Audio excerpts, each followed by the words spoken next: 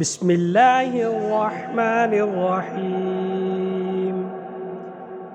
اللهم صل على سيدنا ومولانا محمد وعلى آل سيدنا ومولانا محمد صاحب التاج والمعراج والبراق والعلم، دافع البلاء والوباء والأعداء والظلماء والقحط والقرض والمرض والسقم والحزن والألم.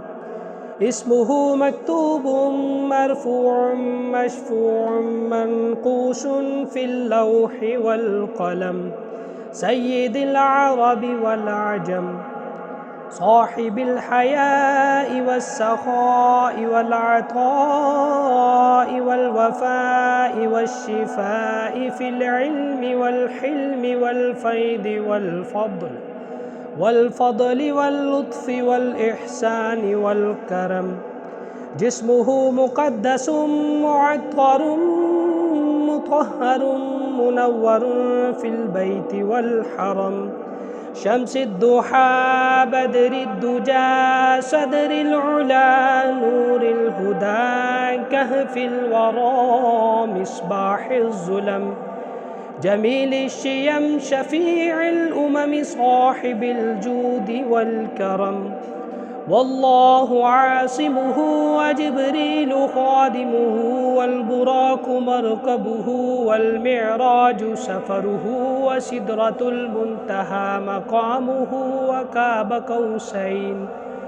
وكاب قوسين مطلوبه والمطلوب مقصوده والمقصود موجوده، سيد المرسلين خاتم النبيين شفيع المذنبين أنيس الغريبين رحمة للعالمين، راحة العاشقين مراد المشتاقين، شمس العارفين سراج الثالقين مصباح المقربين، محب الفقراء والغرباء واليتامى والمساكين، سيد الثقلين نبي الحرمين إمام القبلتين وسيلتنا في الدارين، صاحب قاب قوسين محبوب رب المشرقين ورب المغربين،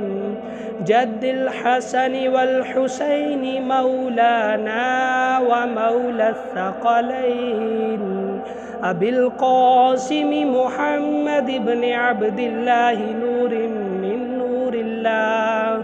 يا أيها المشتاقون بنور جماله بلغ العلا بكماله، كشف الدجى بجماله حسنت جميع خصاله، صلوا عليه وآله وسلموا تسليما.